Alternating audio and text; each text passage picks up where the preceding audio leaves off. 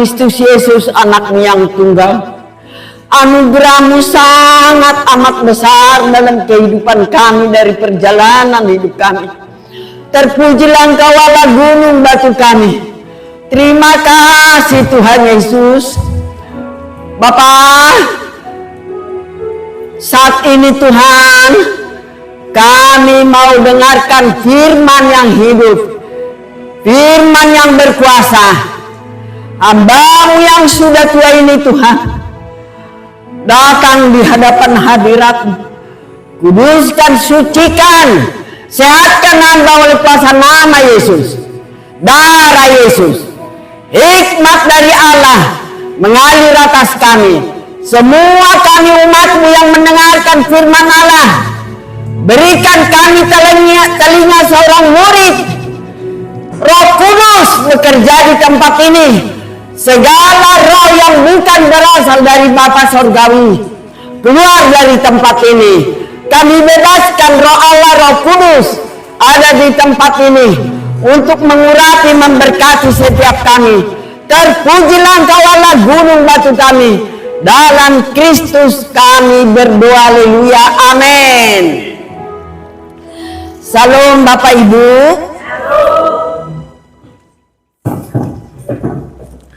Saya berterima kasih buat Pak Doni memberikan kepercayaan bagi saya yang sudah tua.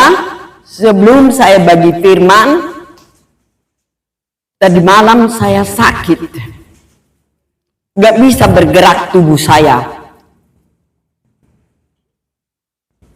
Saya sendiri di kamar saya, cucu saya di atas ada, Ricardo di atas ada, tapi di bawah hanya aku sendiri.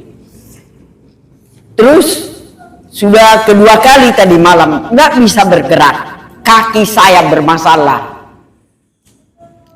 Sudah jam 3 pagi, Tuhan, sebagaimana firman yang akan saya taburkan nanti, itulah kehidupan saya. Saya bertobat Tuhan Yesus. Bertobat Tuhan. Jika ada kedapatan hal yang tidak berkenan di hadapan Tuhan, saya lakukan, ampuni saya. Baik melalui makanan, baik tindakan, baik pikiran, ampuni saya.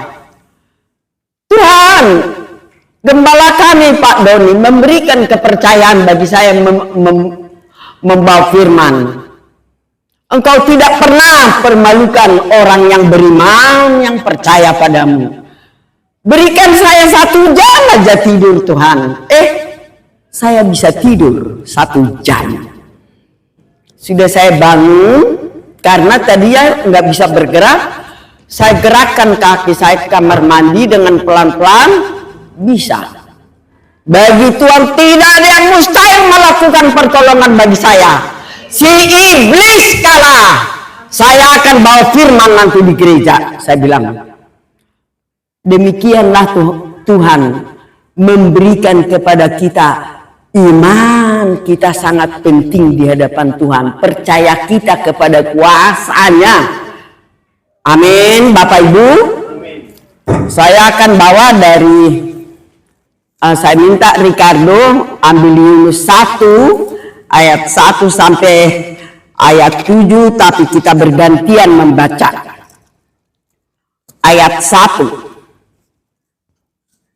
1, 2, 3, silakan Bapak Ibu, ayat 1.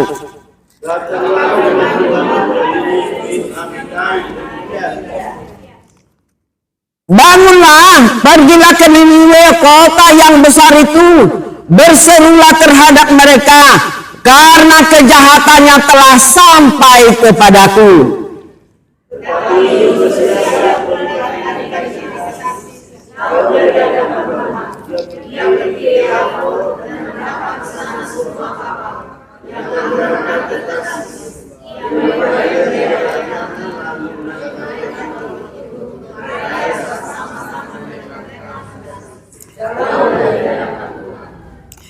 Tetapi Tuhan menurunkan angin ribut ke laut.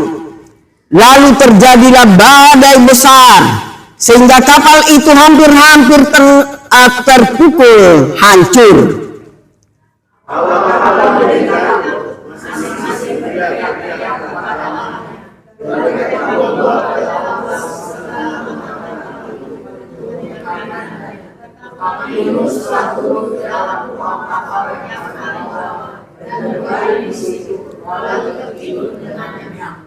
Datanglah Nahoda mendapatkannya sambil berkata, bagaimana mungkin kau tidur begitu nyenyak? Bangunlah, berserulah kepada Allahmu. Barangkali Allah itu akan menyindahkan kita sehingga kita tidak binasa. Ini Yunus terdiri dari 4 pasal dan 48 ayat. 4 pasal. Satu panggilan bagi Yunus. Yunus itu orang Galilea. Disuruh Allah menyuruh Yunus supaya pergi ke Niniwe. Jarak Galilea ke Niniwe itu ada 800 kilometer. Dan Niniwe itu ibu kota Asyur, daerah Babel. Yang kita baca barusan, Allah menyuruh Nabi Yunus supaya pergi ke Niniwe memberitakan agar mereka bertobat karena sudah jahat luar biasa di hadapan Tuhan. Tetapi Yunus disuruh ke utara, lari ke timur, pergi ke rencananya dia berangkat ke Yapo. Yapo itu karena saya udah dari sana, pelabuhan seperti Tanjung Priok kita. Dia naik kapal untuk menuju ke Tarsis. Tarsis itu di Spanyol, jauh. Tetapi baru dia tiba di kapal, dia langsung mencari ke bawah, paling bawah kapal itu. Dia tidur nyenyak di situ.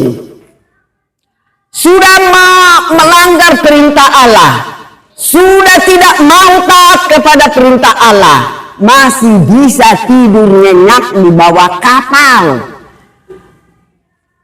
Gambaran daripada kita orang Kristen, walaupun kita mungkin sudah orang Kristen, sudah setiap minggu ke gereja, bisa-bisa kita masih melakukan pelanggaran dan tidur nyenyak. Kalau orang yang sungguh di dalam Tuhan, seperti pengalaman saya tadi malam, apa yang salah saya lakukan Tuhan?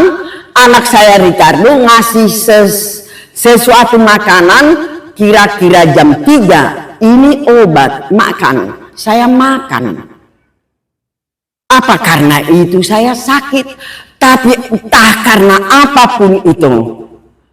Yohanes 10 ayat 10, pencuri datang hanya untuk mencuri, membunuh, membinasakan. Tetapi Yesus datang memberikan hidup dan memberinya di dalam kelimpahan. Sudah jam 3 saya berjanji seperti Nabi Yunus ini, Tuhan, jamah seluruh tubuhku, berikan waktu saya 1 jam untuk tidur. Nyenyak saya tidur 1 jam. Terus saya bangun, terima kasih Tuhan, aku bisa ke gereja. Tadinya nggak bisa bergerak lagi. Paling-paling saya suruh nanti telepon, hubungin Pak Doni, mama saya nggak bisa bergerak gitu. Tapi luar biasa, di dalam perut ikan yang besar Allah tentukan menelan Yunus. Ditelan, dia dibawa ke dasar laut, ke lumut, berenang ikan. Di dalam ikan, coba Matius 12 ayat 39 dan 40, Ricardo. Bagaimana Yunus itu di dalam perut ikan itu? Dia sudah di dalam perut ikan, pengap, sesak seperti yang saya alami tadi malam. Tapi di dalam kesesakanlah Yunus berseru kepada Allah. Kalau dikatakan Yeremia 33 ayat 3 berseru kepada dalam kesesakan, Atau Mazmur 50 ayat 15, berseru kepadaku dalam kesesakan, aku akan beri kamu kelegaan. Kelegaan bukan dari manusia, tetapi dari Allah yang kita percayai sanggup melakukan jauh daripada apa yang kita pikirkan dan doakan. Coba bagaimana Matius 12 ayat 40 dikatakan, sebab seperti Yunus tinggal dalam perut ikan 3 hari 3 malam, demikian juga Anak Manusia akan tinggal dalam rahim bumi 3 hari 3 malam. Jadi Yunus dalam perut ikan 3 hari 3 malam gambaran daripada Tuhan Yesus dalam kubur 3 hari 3 malam. Itu gambaran bagaimana Yunus disuruh ke Niniwe, lari ke Tarsis. Tapi Allah punya rancangan yang mulia, yang indah. Walaupun penduduk Niniwe sudah jahat luar biasa, orang fasik. Karena Yunus orang Israel, orang apa? Jadi dia lihat itu bagaimana biarilah mati itu orang Niniwe yang jahat itu. Dia lari. Dia mengelak dari perintah Tuhan. Padahal kalau di Yeremia 48 ayat 8, sekiranya engkau memperhatikan perintah-perintahku, damai sejahteramu seperti sungai yang tidak pernah kering, dan kebahagiaanmu akan bergelombang-gelombang seperti air laut yang tak berhenti, bukan titik, masih koma. Maka keturunanmu menyangkut generasi penerus. Sekiranya kita sungguh-sungguh, sekiranya kita prioritaskan Markus 1 ayat 35, Yesus sendiri pagi-pagi benar sudah bangun bersekutu dengan Bapa di sorga. Bagaimana kita ini bisa-bisa mungkin nyenyak pagi dan bangun langsung kerjain yang apa-apa. Tetapi saya bersyukur ada pelanggaran saya. Sudah 2 bulan ada orang yang sakit setiap jam 6:04. Sudah di rumah saya doakan. Dan perubahan terjadi. Seminggu yang lalu berhenti dulu. Karena masa rutinitas begitu. Saya juga penting jalan-jalan, akhirnya kami keliling-keliling kemana-mana Jakarta ini, sampai kepik kemana-mana. Oh, apa itu Tuhan membuat saya sakit begini tadi malamnya? Apa karena saya membuat berhenti tugas saya berdoa buat seseorang yang sangat penting? Maka Tuhan izinkan badai di dalam kehidupanku. Dan disitulah saya bertobat. Tuhan, apapun yang tidak berkenan di hadapan Tuhan saya lakukan. Aku sungguh-sungguh bertobat. Ampuni saya oleh kuasa nama Yesus, darah Yesus. Ampuni saya. Sama seperti Yunus di dalam perut ikan 3 hari 3 malam berseru kepada Bapa. Datang ikan dimuntahkan keluar Yunus. Luar biasa kan? Di dalam perut ikan 3 hari 3 malam masih bisa sehat. Tetapi bertobat Yunus di dalam perut ikan itu sudah pengap. Di dalam perut ikan gak bebas seperti kita ini bergerak-gerak, dimuntahkan keluar. Kedua kali Allah berfirman pergi ke Niniwe. Dia pergi ke Niniwe. Dia lakukan amanat agung Tuhan. Jadi aplikasinya dengan kita. Saya sudah tua, 2 bulan lagi saya sudah 84 tahun. Tetapi sejak saya muda, ribuan kali yang sudah saya injilin orang-orang supaya bertobat datang kepada Tuhan. Jadi ini Niniwe ini, pergilah si Yunus ini ke Niniwe. Berjalan dia sehari 1 malam di kota Niniwe. Penduduk 120.000 orang, 40 hari lagi. Kalau kalian tidak bertobat, Niniwe akan ditunggang balikkan, dihancurkan oleh Allah. Bagaimana yang terjadi? Luar biasa. Apabila kita berkata-kata kepada orang yang penjahat sekalipun, bertobat kamu, kalau enggak rasain lo. Saya tidak segan kepada bapak-bapak, ibu-ibu di setelah kami, di komplek kami. Menyangkut generasi penerusmu, jangan lakukan yang tidak berkenan di hadapan Tuhan.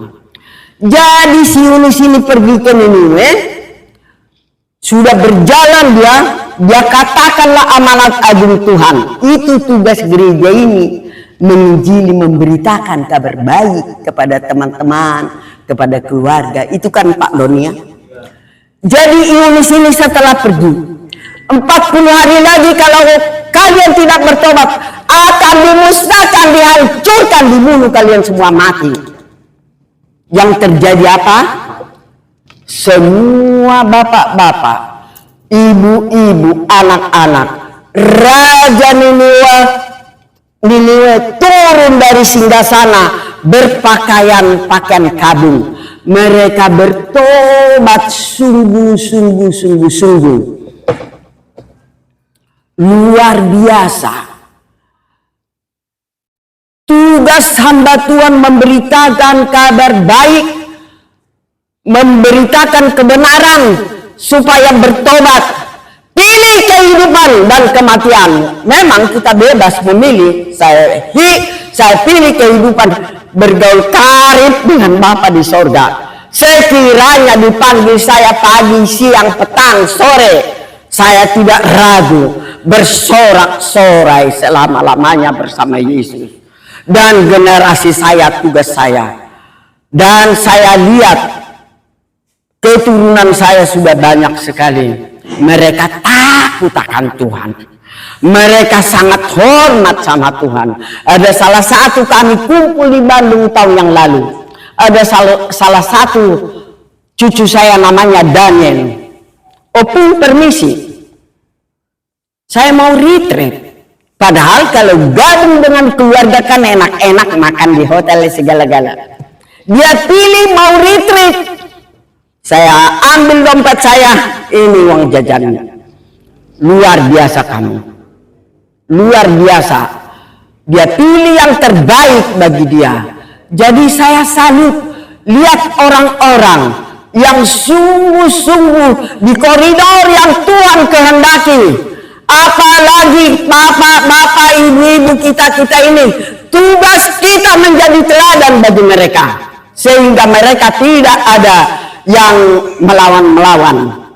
Saya bahagia, saya bersyukur di hadapan Tuhan. Saya belum pernah anak-anak, cucu-cucu taat dan hormat sama Tuhan. Jadi itulah tugas kita. Jadi setelah Yunus di sana bertobat, raja juga berkabung, turun dari singgasana, berpakaian apa? Mereka bertobat total. Maka di Lukas, di Matius saya bacain bagaimana mereka ikut nanti menghakimi. Pertobatan yang sejati diminta dari setiap kita, bukan hanya rajin ke gereja, tapi dari perbuatan, dari sikap kita, Tuhan bisa melihat kita. Bagaimana hatiku, bagaimana terus saya rindu kepada Tuhan. Tahun 93 saya pindah dari Bandung ke tempat ini. Masuk jaringan doa gedung-gedung bertingkat itu saya ikutin. Pak Rohim almarhumnya, pimpinan kami di sana. Oh, terima kasih Tuhan Yesus. Seluruh pelajaran Alkitab di tampak siring, sertifikat berpuluh-puluh saya miliki. Tapi tidak berhenti. Anak saya salah satu dibuka ada akademi teologi mama, ikut ke Lipo Karawaci, pulang jam 10 malam pakai taksi. Tuhan siapkan uang pakai biaya taksi. Jadi malah ke anak saya pendeta itu, saya Bagaimana kalau saya lanjutin? Cukuplah segitu. Cukup segitu. Saya rindu belajar kebenaran firman Tuhan dan Alkitab. Saya pakai yang kecil ini sebetulnya sudah nggak mampu lagi. Alkitab saya ada gede banget dibeli anak pendeta Rustam. Banyak Alkitab penuntun. Jadi kalau saya disuruh bertugas begitu, keluarlah itu dari perbendaharaan lemari saya. Alkitab yang gede itu saya taruh. Dari situlah saya pelajari. Oh, jarak Galilea ke Niniwe 800 km. Oh, apa itu Niniwe itu ibu kota Ur-Kasdim. Oh, jadi kita belajar bagaimana ibu-ibu yang lebih muda dari saya. Saya sudah tua, tapi saya masih beri waktu belajar kebenaran firman Tuhan. Karena firman Tuhan inilah menuntun kita untuk lebih dekat kepada Tuhan dan mengajari kita bagaimana kita mendidik anak-anak, bagaimana bersosialisasi dengan tetangga. Tidak peduli tetangga-tetangga dulu. Kalau ada yang sakit gawat, panggil Ibu Sitorus. Panggil Ibu Sitorus. Bagus, saya datang. Saya orang Kristen, percaya Tuhan Yesus. Mau nggak saya doain kamu yang ke keluarganya? Di dalam nama Yesus Tuhanku yang luar biasa, bagi Dia tidak ada yang mustahil. Mau saya doakan dalam nama Yesus? Mau saya doakan terjadi mujizat. Jadi mari Ibu, biar kita jadi teladan, dapat dilihat orang lain siapa kita. Bukan soal materi, tapi hati. Bisa dilihat kemuliaan Tuhan terpancar dari kehidupan seseorang. Sampai saya renungkan, sudah saya minta tidur 1 jam. Pak Doni kok percaya ke saya ya? Sudah tua begini. Seluruh gereja 60 tahun sudah pensiun, tidak bisa lagi berkhotbah. Kok dipercayai saya bawa firman? Kenapa ya? Hatinya Pak Doni kayak apa? Saya sudah tua, membaca juga sudah ini. Tapi diberkatilah itu Pak Doni yang memberikan kepercayaan kepada orang tua opung-opung begini. Biar saya jangan pikun. Berhubung oleh karena sebab disuruh saya bawa firman, saya gencar Alkitab penuntun, keluar semua di meja saya belajar sungguh-sungguh. Jadi itu maksudnya, maka saya disuruh lagi. Tidak layak lagi saya sebetulnya membawa firman. Sudah mata, telinga, sudah nggak berfungsi sewajarnya, tetapi saya sedih. Kalau dari gereja lain, ayo dulu ke rumahku Bu Torus, ngapain? Anak-anakku pada berkelahi. Itu tugas saya. Tapi saya nggak bisa lagi jalan. Saya harus diapa? Tapi Bu Sitorus malam aja dulu ya, supaya jangan dilihat orang. Dia takut karena dia hamba Tuhan. Aku harus dijemput dan dikembali ke rumahku. Kakiku sudah bermasalah, nggak mampu lagi berjalan. Jadi lagi kita muda, kita lakukanlah yang terbaik bagi Tuhan Yesus. Amin. Bila saatnya nanti ku tak berdaya lagi hidup ini, sudah jadi berkat. Hidup kita biar jadi berkat bagi orang-orang. Mungkin tidak duit kita kasih. Tuhan tolong sianu. Roh Allah, Roh Kudus. Semua ini. 4:30 pagi sudah saya doain. Lawat mereka Tuhan. Lawat mereka. Lawat mereka Tuhan. Itu tugas saya.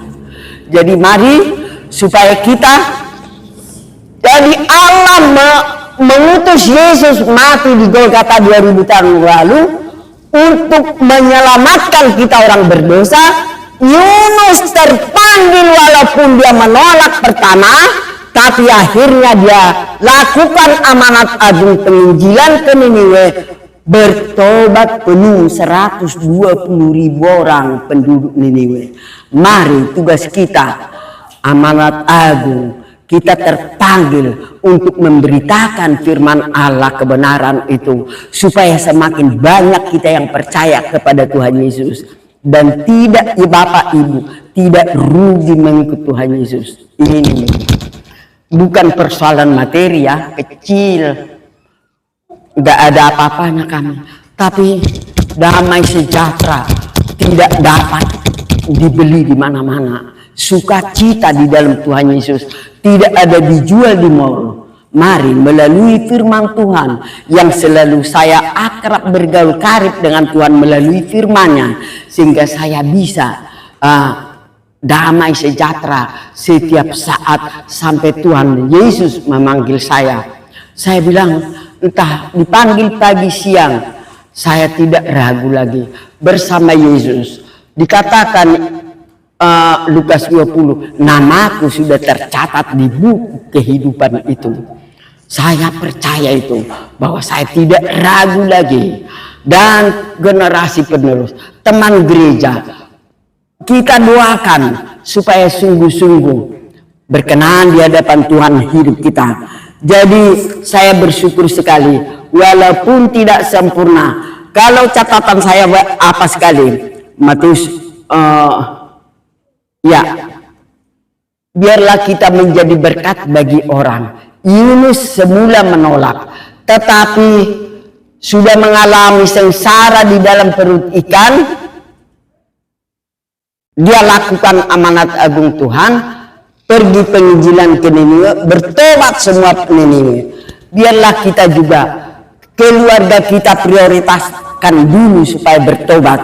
Saudara-saudara kita dan tetangga-tetangga kita, dengan dipimpin Roh Allah, Roh Kudus, kita berkata-kata dengan mereka. Gak enak sebetulnya menjadi hamba Tuhan. Kalau saya tegur orang yang salah, lu ke sana. Saya tidak sakit hati. Itu tugas mulia dari Tuhan.